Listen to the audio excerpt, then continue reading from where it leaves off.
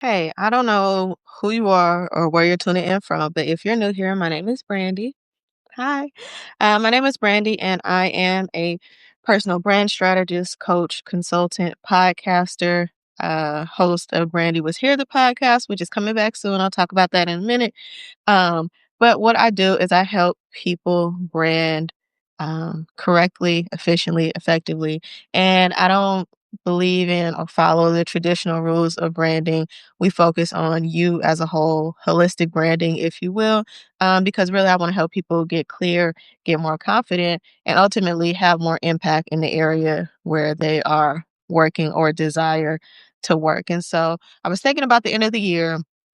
I've been on LinkedIn, Threads, Substack, and I see people like doing several things. One, they're telling you to like make fourth quarter count and do all the things, right?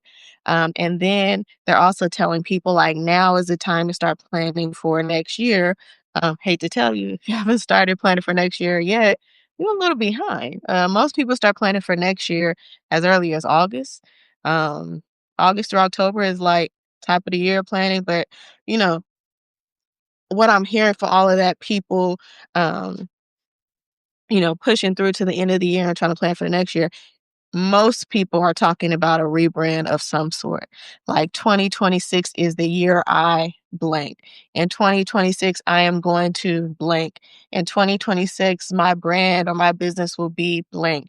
And I'm here to tell you that maybe, just maybe, your brand doesn't need a rebrand. You don't need another rebrand. You don't need to do anything. Maybe you just need to kind of stick in a lane that you are. I actually posted earlier today. I don't know if you saw it, that sometimes plan B is revisiting plan A, but with more confidence, right? With more of a strategy, with support and mentorship, with a clear plan of attack, right? We don't always have to be constantly reinventing ourselves. Um, I think reinvention is strategic. Reinvention should be done at pivotal points and milestones. You don't just reinvent because the calendar changed. You definitely don't reinvent just because something's not working. And so, what I want to do today on this live is just kind of talk you through when might be the best time to rebrand, some things you should do before you consider a rebrand, and then, of course, answer any questions that you have. So, if at any time while I'm talking, the benefit of you being on this live is that you get some live coaching, right? So this is the time to ask your questions, some live and free coaching. So wherever you're going through other questions you have, please put them in the comments and I will make sure I wrote a note to myself to double back and check the comments because sometimes I forget. But let me just kind of get into what I wanted to say. So as the year is coming to a close, you may feel the pressure to do things differently. And sometimes we feel that pressure because the things that we are doing don't seem to work out in our favor. And what I mean by that is you may have set a goal. And we're on Substack, so let me talk to Substack. You set a goal. Oh my God, I have seen so many people on Substack and they are just growing. I want to grow my Substack. I hear this all the time. I want to grow my LinkedIn. I want to grow on Threads. I want to grow my brand. And the question that I always ask people when they say this is why? Why would you want to grow in something that you haven't sustained at its current level? Why would you want to grow something that you haven't sustained at your current level? There's a really good episode. I'm thinking of two shows in particular where I'm going to focus on the Big Bang Theory because I just finished watching that start to finish, y'all. It took me, I started in the summer, and I don't watch a lot of TV. So I started in the summer watching from the beginning my favorite show, The Big Bang Theory, all the way until the season finale, right? And there's one episode kind of very early on, I want to say season one or two, where Penny, a girl that lives across the hall, right? A cute girl, cute blonde girl that lives across the hall, starts making these, I want to say like their hair bows or something. And she starts making them. And Sheldon, who is like the brainiac, he tells her, is like, you're wasting a lot of time kind of making these one at a time. You could kind of mass produce these. And so she's selling them online. She forgets to put a limit on kind of what she's selling. And she gets this huge order, let's say it's like 10,000. And so she enlists the guys across the hall and everybody that they know to come and help her make these bows. Um, and they're trying to make the 10,000, right? Why am I telling you this story? Let me pause right there to say there's another episode of Family Matters where they're making cakes or pies or something. I think it's pies. And they're like, "Oh yeah, the pies are so good. We got to make 10,000." I'm just using this number as random, right? The problem in both of these episodes, and comment if you remember these, from Family Matters back in the day, showing my age, or Big Bang Theory. They're probably similar episodes because TV shows use these tropes. So there's probably similar episodes and similar or different TV shows which you can kind of relate. But the purpose of this is they started with something small that they can handle, selling one or two couple of things. I'm going to sell some pies for Thanksgiving. And then it expanded into this larger thing rather quickly. The point of that to say is if you don't have your systems down, you don't have your sales sequence down, you don't really understand your audience or your customer, you don't really have like a consistent flow of creating the thing that you're creating, whether that be content, pies, hair bows, whatever. You don't have these systems in place, right? You don't have these things in place prior to kind of taking off, then it's going to be a mess when it takes off, right? So if you are posting to 10 followers and you're saying, gosh, I really want to have 1,000 followers next year. I want to add to my following. I want to grow on social media. I want to get brand partnerships and sponsorships. So right now you're kind of treating your posting, your brand, your content, your business, whatever, as a hobby, and that you do it when you want.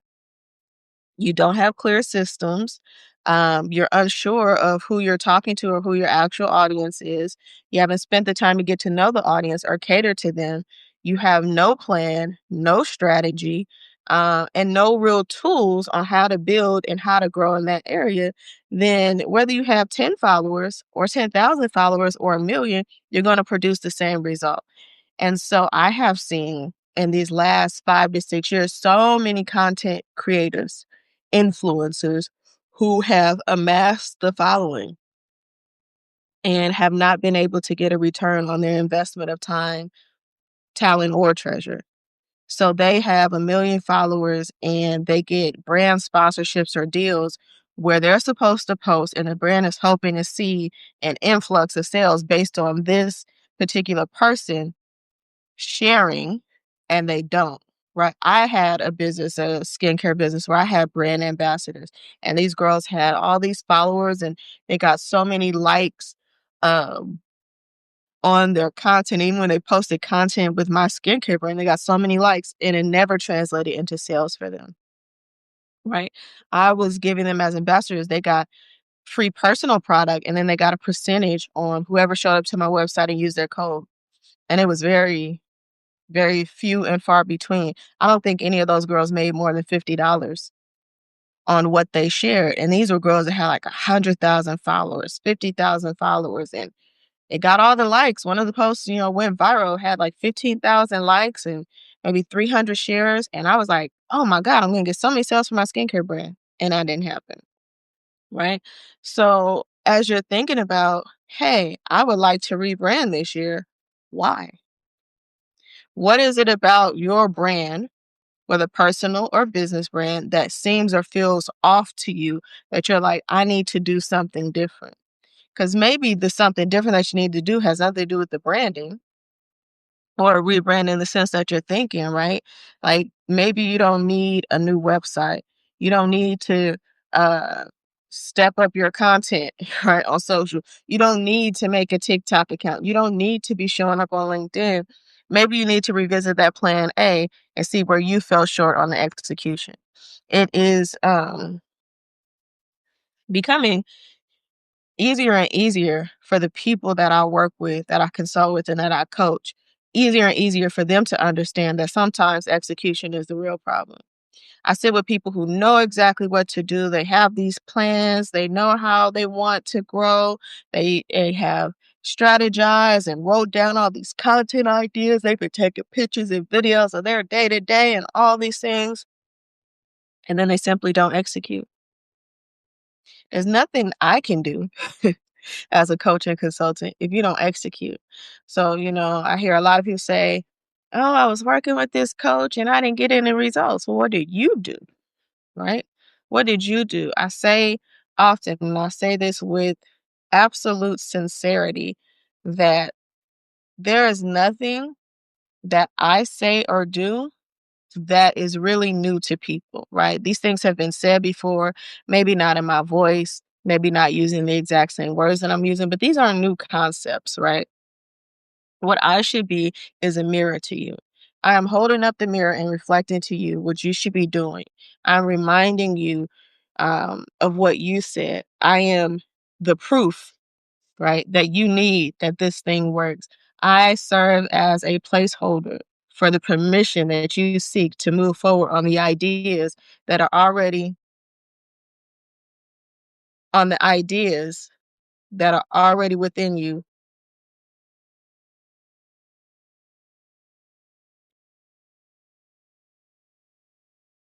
Sorry. So I serve as a placeholder that is giving you permission, right, on the ideas, the business ideas, the concerns, the strategies, the plans that you have already spoken to yourself silently, right? I am that mirror. I am that echo that is now telling you to go for it, to tell you that it is possible, to tell you that there's somebody out there who understands and that can help. Right? That is what I do. That is all that I do as a coach, as a strategist, as a writer, as a person, as a friend. I am here to reflect back to you what you already believe is true. And if you don't believe that is true, you probably aren't following me because I will brainwash you into thinking that it is. So before you rebrand, right? Before you go all out, before you spend any money with me or other coaches, for help and support. I see that a lot too, that people are just showing up online and saying, I need help. Somebody help me. I'm looking for a mentor. I'm looking for a coach. I'm looking for somebody to help me with. And you are not prepared to work with somebody because you're not prepared to listen. You don't want to hear the truth. Somebody messaged me and I said I was going to stop doing this. Like, I don't book discovery calls. I don't do kind of one-off things. Anybody who wants to work with me has to already be anyone who wants to work with me one-on-one has to already be engaged with some form of what I offer. So maybe you've downloaded my free clarity guide. Maybe you've attended one of my free webinars. Maybe you came to one of my paid workshops. Maybe um, you found me through my podcast or you came, like, you have to have some kind of interaction with me, because what I'm not going to do in a coaching or consulting relationship is try to convince you that I'm the person that can help you. You have to come to me already knowing that. And so I feel like discovery calls are a waste of time because I'm not going to try to sell you on myself, right? You say you have a problem, I say how the solution. You have to be like, okay, Brandy can solve my problem or help me solve my problem. But somebody DM'd me and I said this all the time I do lives, like, message me. Like, I don't, the information is free. You can spend hours and hours online reading books. Right? What's the book that I'm reading? Was reading, right? Reading books about how to do this. Or you can say, Brandy, I'm going to pay you for your time and help me do this, right? So someone asked me a question about, hey, like, what are your thoughts about how could I market this better? And I really like went through their socials and spent maybe a good 15 minutes and then hit them back with a voice note and say, hey, this is what I think, and went to bed. When I woke up the next morning, I had like maybe 10 to 12 messages from them about basically defending their stance on what they did and how I got it wrong. And I need to understand XYZ. And that's why they don't have this. And they tried doing that and blah, blah, blah. It's like, but you asked me for help. The client doesn't care, and I say this laughingly or jokingly. If you have a business, and let me talk about business, you have a brick and mortar business, okay? You should really consider investing in marketing because you have to do a lot of work. It's called disruptive marketing, right? You have to do a lot of work to get people to stop their regular, ordinary routine and to now incorporate you in that routine. This is why it's difficult for people who are personal trainers, um, hairstylist even, right? If I've been doing my hair myself the whole time, why do I want to pay to leave my house and go somewhere and do this thing? If I've been overweight, like, yeah, I'm just going to try another diet. Why do I need to pay you to blah, blah, blah? If I've been going to the same grocery store, shoe store, nail shop, why do I then need to change my routine and come here? It's disruptive marketing. So you need to spend a lot of money on being very visible to people to distract them and convince them to come to your brick and mortar. It's hard to have a brick and mortar business, right? Online is a little different because people are actively searching. But if you pop up as a new restaurant in my neighborhood, I'm not necessarily thinking about you, right? I'm not necessarily thinking about you. So it's disruptive, right? If you open a brick and mortar and you don't have money to do marketing, just say that. Then you have to be really creative and leverage other people and kind of ride the coattails of other people's marketing to bring them into your store. So that's what I was trying to explain to this person. And they went through all these different things about, well, I do have this and I did try this and I was thinking about this and it's expensive. Yeah, I know. Which is why I wouldn't open the type of business that you open, but also you asked me for help, right? So being open, being coachable, yes, being coachable and saying, I need help and I am going to humble myself and take the feedback. It was very hard for me when I first started working with a mentor. And I said, hey, these are my ideas and this is what I want to do. And she was like, that's not a business. What do you mean it's not a business? Girl, but I wrote it down. It's in my book. I made a business plan. I got on ChatGPT and asked for certain ideas. I already built the website. I have my logo. I'm going to a networking event. What do you mean it's not a business? She said it's not structured as a business. Here's what I would suggest that you do. And then it helped me get a business. And my feelings were hurt. Like I left that mean like I'm never talking to this person again. And then I was like, okay, she's done this before. She's done this with other people. She's mentored other people. She has the track record of this. Let me not think that I know it all and actually listen. Let me go and get a book, right? And read some more and figure out how to do it. So if stop calling out, right? Stop doing the Hail Mary. Somebody help me. I need this. I need that.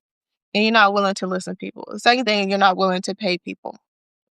Now I said this before in that, your sister, cousin, auntie have good intentions, but if they're not a business coach, a life coach, a marketing manager, a branding strategist, I would not take to heart their advice on how to properly run your business. Now, look, I'm talking about businesses here. I'm going to get to personal branding in a second because that is what I love. Um, and that is mostly what I talk about here, but it applies to businesses as well, right? The first people you should listen to are other people in business, especially people who are in your industry. The second group of people you should listen to are paying customers. Never listen to somebody who says, I would support you, but if you offer this, I would do this. Another lesson I learned in my skincare business, right? When I first started, I made 3 different soaps. I made an unscented soap, I made a lavender soap, and I made a lemon soap. And I was out there selling soap like a fool for like $3 or $4. I didn't know my margins, I didn't know my numbers, anything. I would go to pop up at farmers markets, yard sales. I was selling out the trunk. I was teaching at the time. People would come to my classroom. I had soap under the desk. I was selling, right? And then somebody came to me like, oh, I really like this natural soap concept. Oh, if you made a coffee soap, I would buy that because I love coffee soap. I heard coffee was good, blah, blah, blah. So I went out scrambling, trying to find a recipe for this coffee soap. Took me a while to perfect it, and I was making natural soap. So I had to cure for 6 weeks. So I invested all this money in this coffee soap. I was going to a farmer's market, and people weren't selling it. And that person who said they would buy it didn't buy it. Because then it was like, oh, yeah, your soaps are how much? $4 a bar? That's a lot. Because I bought this coffee soap from this lady down the street, and she sells it for $2 a bar. And I was like, okay, I don't know what I should be charging, but I can't sell it for $2. Like people are buying it for $4. I'm not going to lower my price. So I told the person, oh, well, if you buy 2, I'll give you a discount. They still didn't buy. Okay, I'll come back when I got some money. The point is, if people are not already giving you money, do not take seriously their opinion, right? Ignore the people who are online saying you should do it this way, blah, blah, blah. I talk to the people who are, when I'm talking about Substack and things I want to do differently on Substack, I'm going straight to my subscribers, the people who have already invested in me. If you're not willing to take that chance and try my product and use my product, right? Because once you're using my product, you can tell me, like, Brady, people will tell me, Brady, I really love the soap. but I'm using it up so fast. I went through that bar in like a week and I was like, oh, let me figure out why that's happening. Oh, because I'm not curing it long enough. I was so anxious and hard up to make money. I was only letting myself cure for like 2 to 3 weeks. When I let it cure for 5 to 6 weeks, now instead of people going through that one bar of soap in a week, there is taking almost close to 3 weeks, right? I had to learn that from my paying customers, people who bought the soap and tried it and said, this is what's happening. People who bought my lemon soap and said, after I use it 3 times, I can't smell the lemon anymore. Okay, let me fix that, right? Repeat customers. That's who you take advice from. On the personal brand front, your personal brand is your reputation. It is your um, resume, your avatar, your flyer, your business card that exists, whether or not you have a business you are trying to sell, right?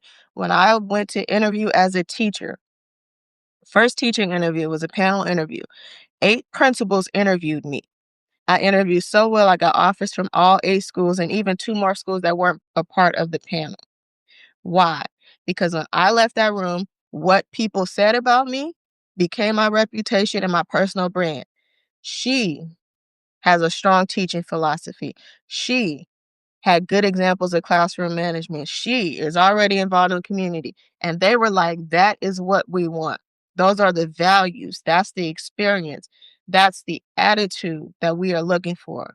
That is how I would summarize this person in this interview. That is what a personal brand is. Okay. It's not a cool, headshot. It's not all these different random words that you put in your bio on social. It's not your digital product. Okay. It is you summed up by people who have experienced you. It is the experience of you. Right? It's like, if you've gone to Vegas and have like the Michael Jackson experience, it is the insert your name experience.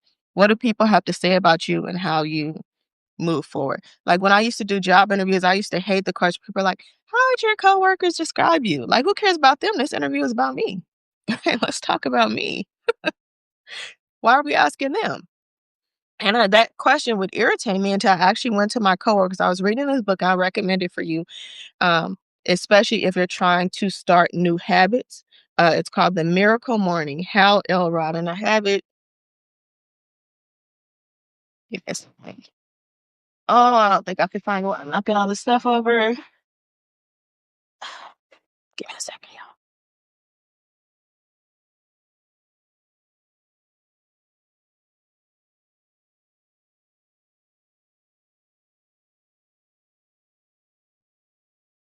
There are certain books that I read, and when I read them, they have become so life changing that I then buy a bunch of these books and give them out as gifts.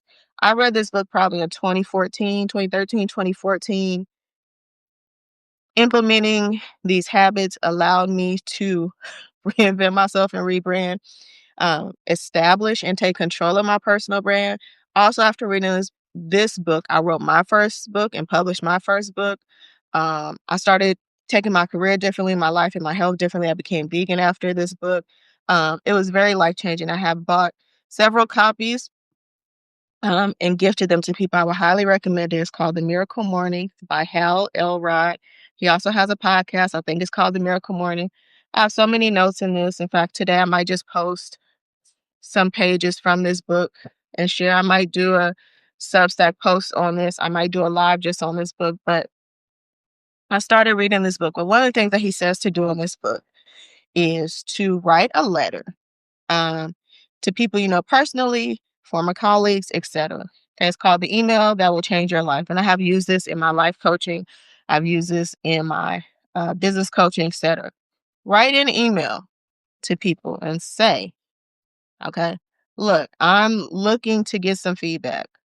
Okay. I would love to get some feedback from you on what has been your experience of me. What do you think I do well? What are some areas or blind spots that you think I have? Um, and then, give me a list of 2 to 3 in each area. And then lastly, give me some advice on how to take this information that you've given me and move forward. And you send that out to 10 people. Okay. You can send it out to more if you want.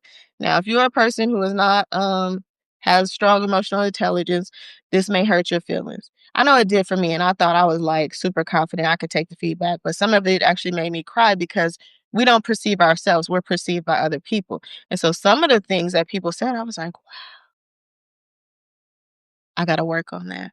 Right. And once you get the feedback, you take it how you want, but they're going to offer you some suggestions on what they think you should do with the information that they gave you. And you take it how you want. Right.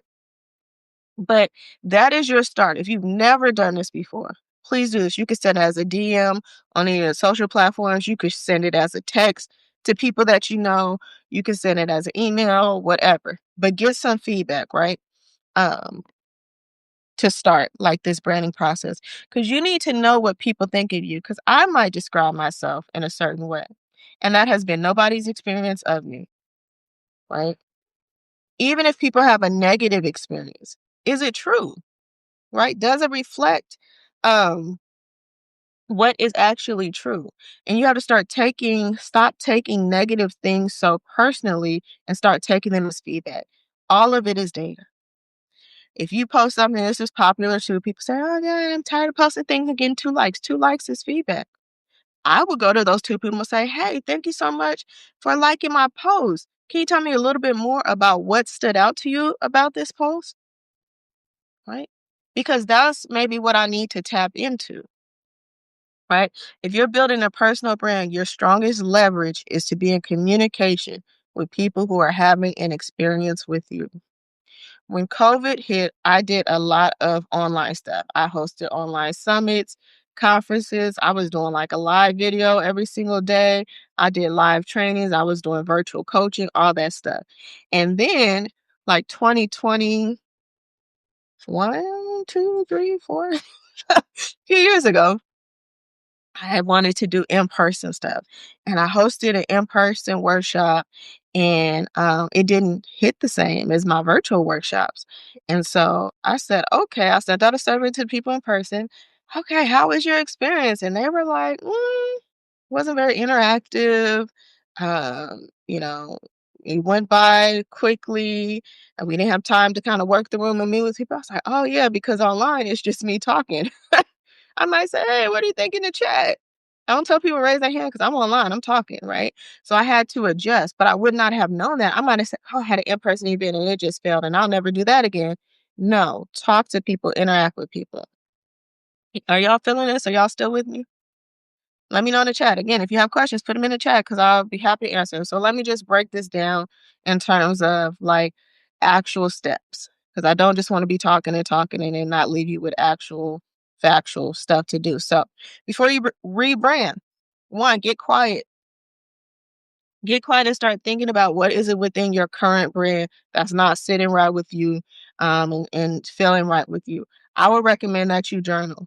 I'm going to shout out the Oracle portal. She has some really amazing journal prompts. She's doing a specific like coaching cohort that's coming up, especially if a lot of your blockages deals with the past or your ancestral history. The one that she's doing coming up is going to be really great for that.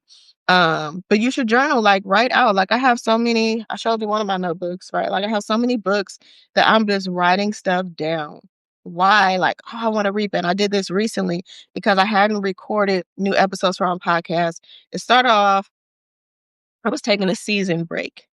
And that season break turned into a couple months, which turned into a year, which it has now been 2 years since I recorded a new episode. I kept telling myself, I don't want to return to the podcast how it was. I need to rebrand. I need to do something different. I don't think that was working for me. I think I would attract more listeners by doing this. I need to rent a podcast studio and do it this way and do it that.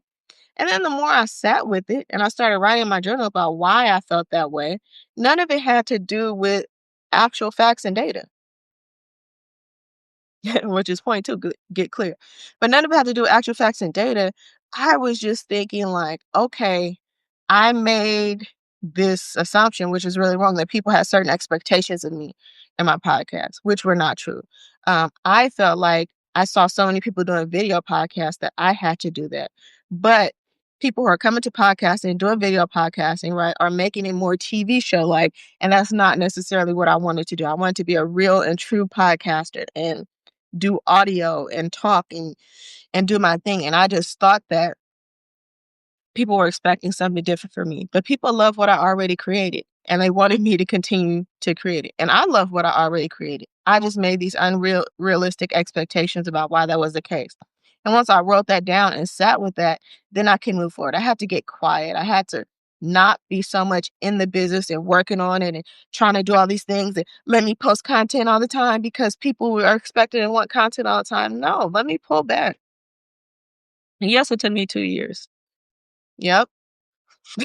But I'm here now. Okay. So before you rebrand, get quiet, spend some time with yourself, away from your business, away from the things that you're currently doing to brand yourself, and just focus on you. What matters to you? Not only what you're passionate about, what do you value? Where do you want to spend your time? Write down. I saw this in a podcast that I was watching slash listening to, and they said that at the end of every week they write down the things that they did that week that felt really good to them. Like the things that they would be excited if it was Groundhog Day and they had to repeat those exact same things the next week. What are those things? And then make a list of those things that you really didn't care for. Right? Like if I have to eat another tuna sandwich, it's not gonna work. If I have to get on another Zoom call, I don't know what I'll do. Like write down those things that you dislike for whatever reason.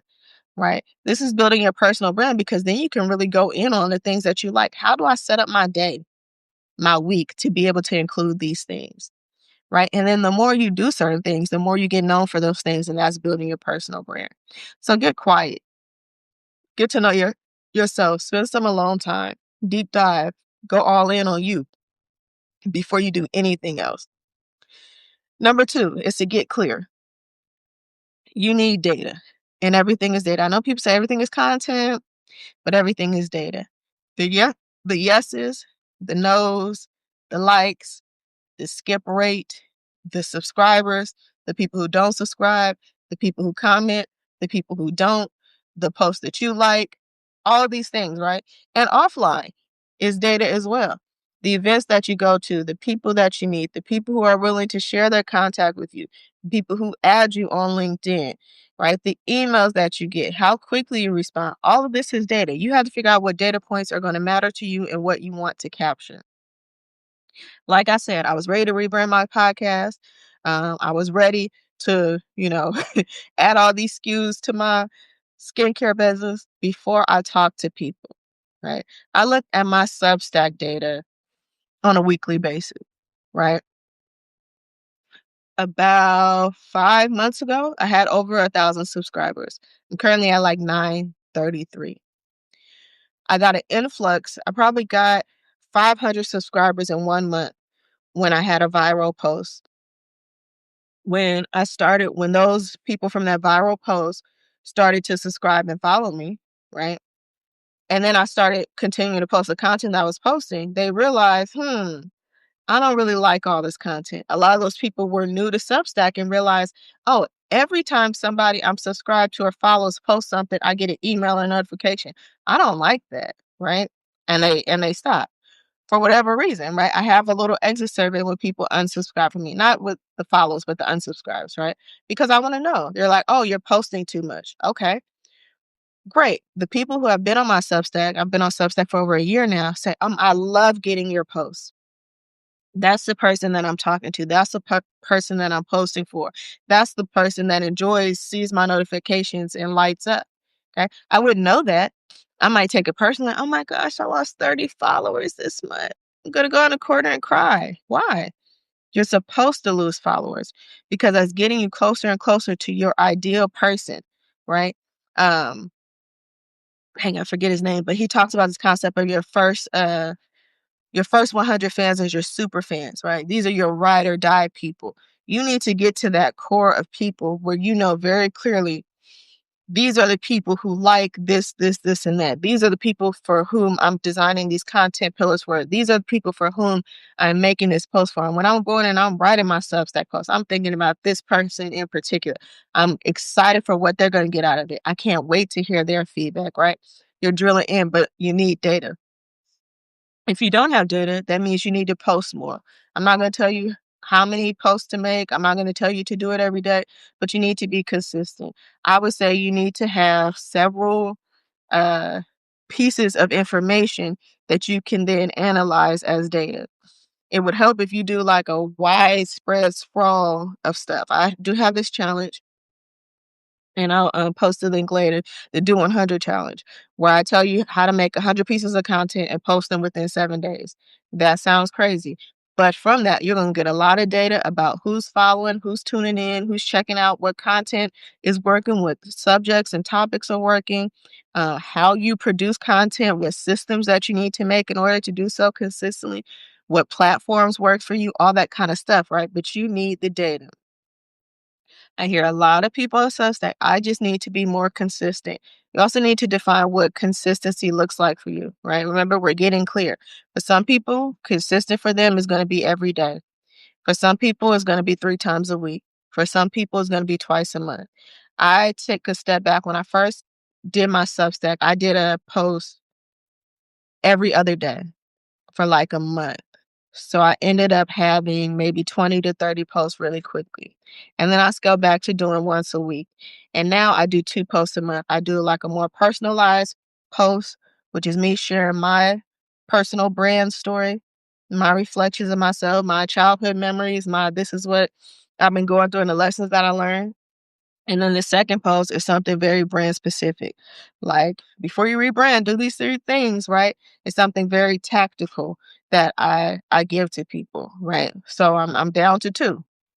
And then occasionally I'll do an email sequence when I'm launching something new. Like I'll do an email sequence whenever I decide when the new season of the podcast is coming out. And I'll send those emails on a more frequent basis. But you need to get clear about what works for you, what you're going to do, and what you're not going to do. So before you rebrand, 1, get quiet. 2, get clear. I'm looking in the chat. I don't see any questions, but I'll come back to them. There's still time. 3, get to work. You have to execute. Okay. Nothing happens until something happens. So once you get clear, then you need to take the next necessary step, whatever that is. Maybe that is going back and cleaning up your social media. Maybe that is you drafting a post. Maybe that is now you're ready to move forward on the rebrand. Maybe that is realizing that you don't need to rebrand, you need to revisit your original strategy.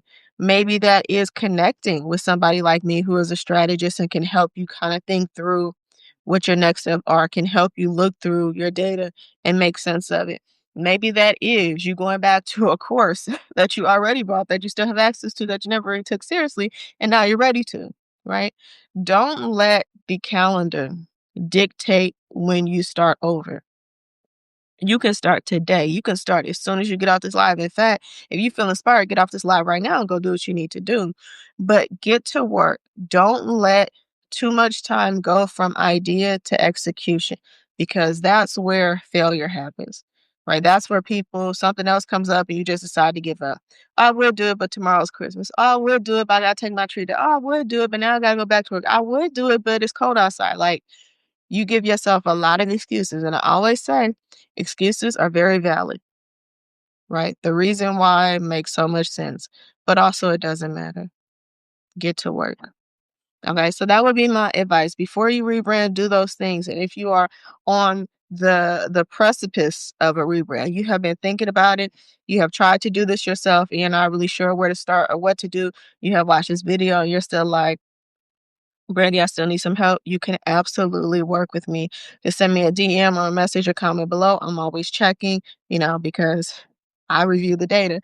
I'm always checking to see. And I do have some ways that I can help you that kind of speed up the process, right? I am your accelerator. Like, let's get there. Let's get there quickly. I don't want you to take 10 years like I did to have to figure all these things out.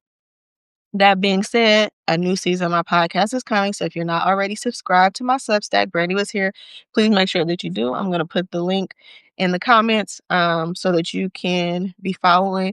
It's also opportunity for you to revisit seasons 1 through 4. Okay. I have put in a lot of good work that should not go unnoticed. So go back and listen to seasons 1 through 4. Check out my guests. We have been dropping games since 2020. July of 2020 to be exact. And if you haven't been keeping up, taking notes and listening to those gems, I would start there, but also be ready to hear season 5. So that being said, that's all I have for you today. I look forward to connecting next week. Thank you, y'all.